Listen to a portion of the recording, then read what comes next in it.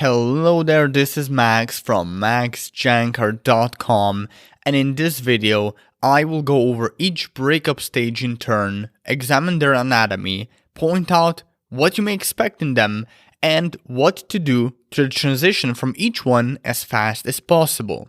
This knowledge will allow you to understand basically the entire mental and emotional process you or your ex go through in each stage, so you'll be better prepared to surmount them and therefore heal faster. And if you're someone who wants to get their ex back, with this knowledge, you will be able to more accurately determine whether or not you have a good chance at getting your ex back.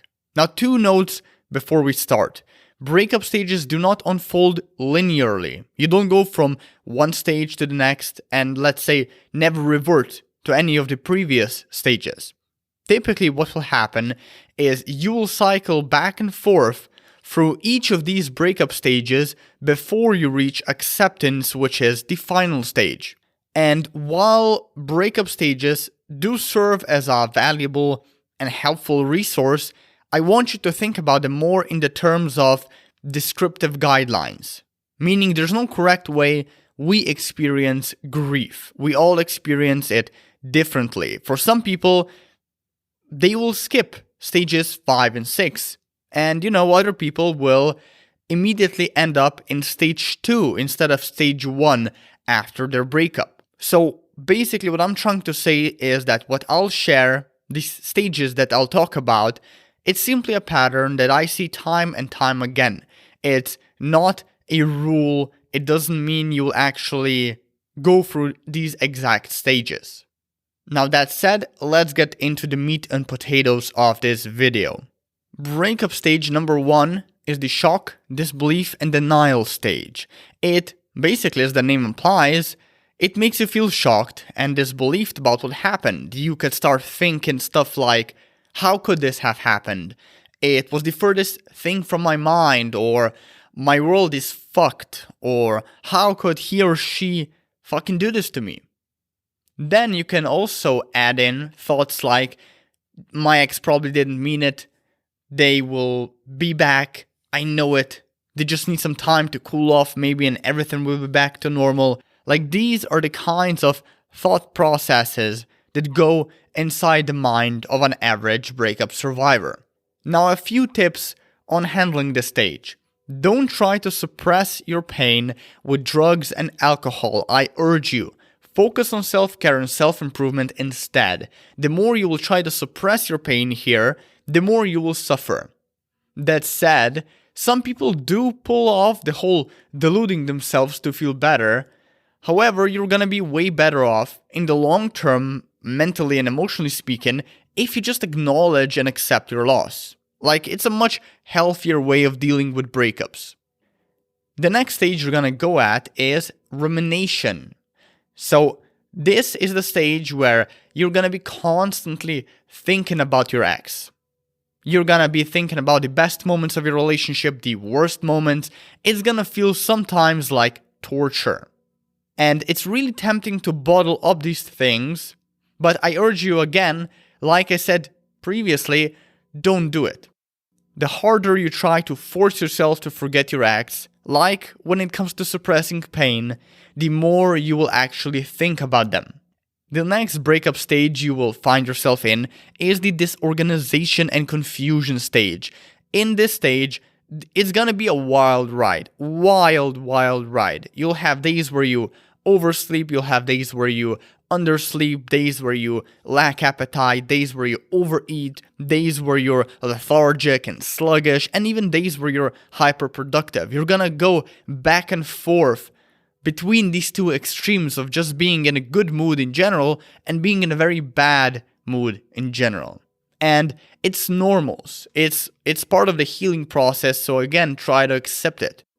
One of the best remedies for feeling better during this stage and for progressing into the next stage as soon as possible is writing things down. That's at least what I found with my clients, with myself, and well, just talking to a bunch of people. So this means journaling. Journaling will go a long way here. And you can also add in stuff like dream reporting, meditation, and even therapy.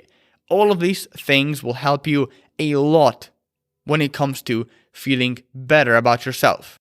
The fourth breakup stage you're gonna find your way in is the emotional mess stage. Now, this is the longest, probably, and most complex stage on our list. And it's essentially a stage we're gonna feel a shit ton of emotions. Most notably, devastation, anger, sadness, guilt, and anxiety. So let's go through them. I want to describe them one by one, just so you know what to expect. So when we're talking about devastation, for example, the biggest problem it causes is the feeling of being a victim.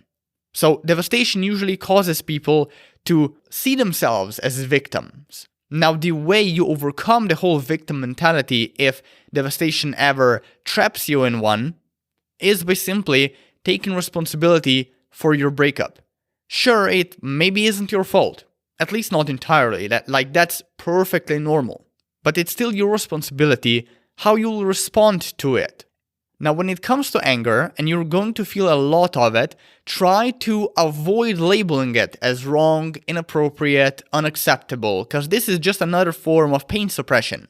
And essentially, anger, it's one of the biggest indicators that you are nearing full recovery, that you're nearing acceptance. So it's actually a good thing if you feel angry a lot of the times at your ex, or either the world, the world is not fair, or anything along those lines. It's very important also to not respond to your anger in a bad way. So anger by itself ain't unhealthy. It's a healthy emotion. The unhealthy part is people responding to it in a way where they go and punch their ex or some shit like that. You don't want to do that. You want to express your anger in more productive ways, getting more focused on work, or simply, best case scenario, punching a wall instead of your ex. Now, talking about punching shit, this is actually how you also deal with sadness, which is another emotion you're gonna feel a lot during this stage. You simply grab, let's say, a punching bag, and you beat the living shit out of it. It's an exhausting exercise, but the whole point of it, it's rooted in psychology, and it's actually pretty smart. The way you feel the depths of your sadness is to unleash anger. So, to express anger. And since you don't want to do it in a toxic way by hitting your ex, you do it in a healthy way by being in some sort of a room, private room, or in a gym, and just beating the living shit out of a punching bag or something. Another emotion you're gonna be dealing with is guilt, meaning the incapability to accept your situation. So basically, you're gonna feel bad for what you've done or haven't done, the things you said or haven't said. Just know that, again, all of that's normal.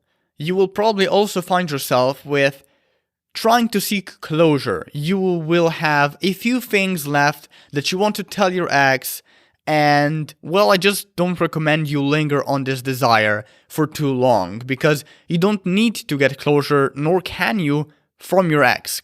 Closure is inherently a feeling or a notion that you get inside of yourself by apologizing to your ex in your head, by making sense of the situation by your own thoughts, and by simply accepting that sometimes a situation or breakup won't make any sense. It's the whole attitude of what has happened, and it just can't happen any other way. Now, the last emotion that I want to go through, which is also very important in this stage, and usually takes people by surprise, is anxiety. So you're gonna probably feel a lot of it, especially if you're one of the people who want to get their ex back. And while I do have a bunch of other guides on this topic, how to overcome it and manage it better, on my website, maxjancar.com, I will tell you, for one, getting professional help is really, really beneficial here. So getting a therapist or a counselor to help you out with your anxiety and these sorts of similar emotions, maybe even shame, it goes a long way. So that's all I'm gonna say about that topic.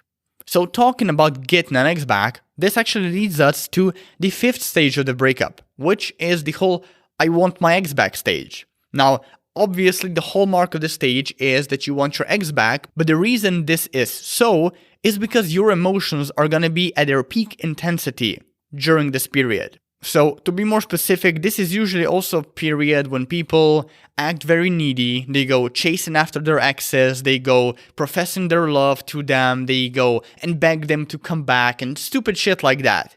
Basically, the stuff that ultimately just sabotages them and makes them unable to get their ex back. Now, the best way to avoid these tendencies and to either heal, or if you want the best chance to get your ex back, is to go no contact. And that simply means cutting your ex out of your life. Don't message them, don't reach out. If you want them back, your ex has to reach out themselves, at which point you set a date with them and you move forward with that. I talk a lot more about this on my video on getting an ex back, so if that's more up your alley, I will put a link to my video, my ex back video, somewhere on the screen right now.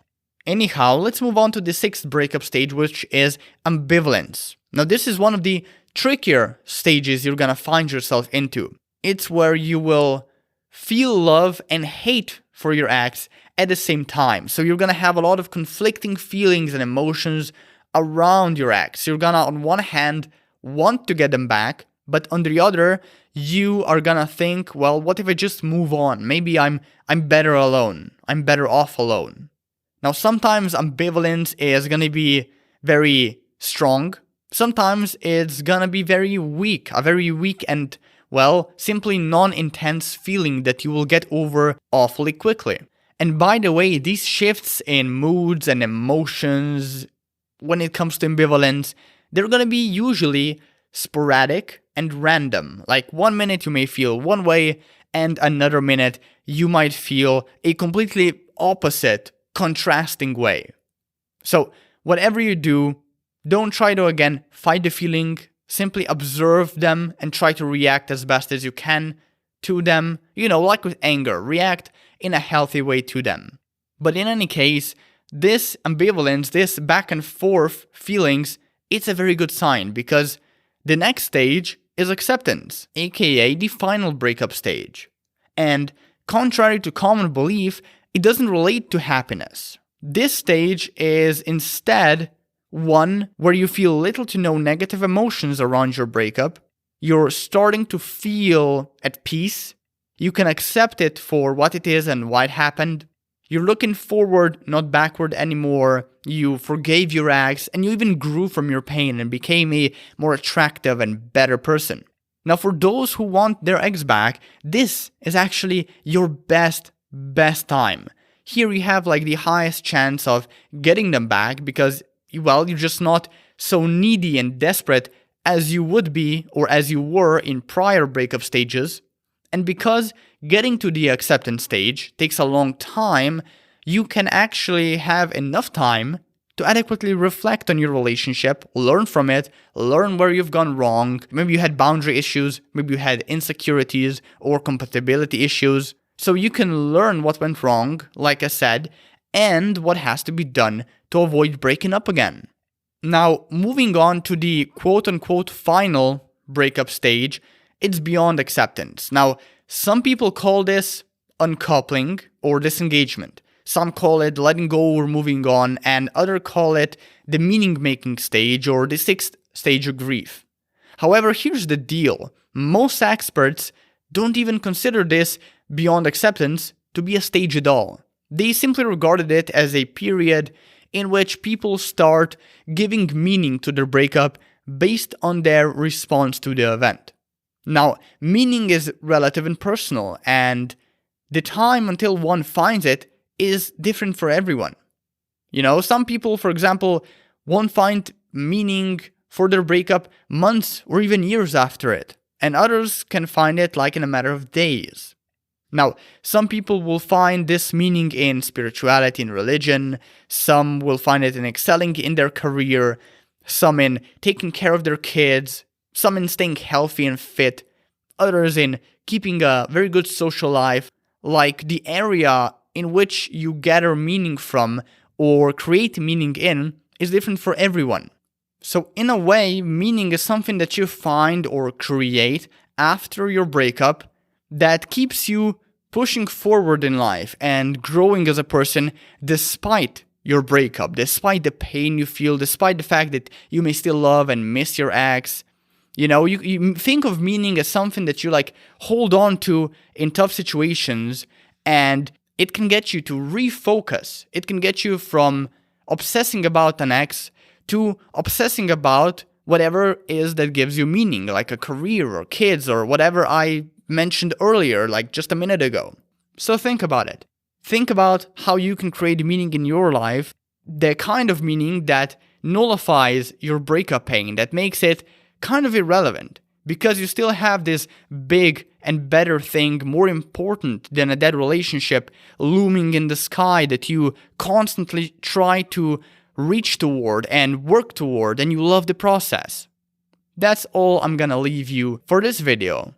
If you liked it, share, leave a comment below, and if you need more help recovering from your breakup, check out my radical recovery course at maxjancar.com/recover, and don't forget to enter the promo code VIDEO to get 10% off. And with that out of the way, I am out. Take care.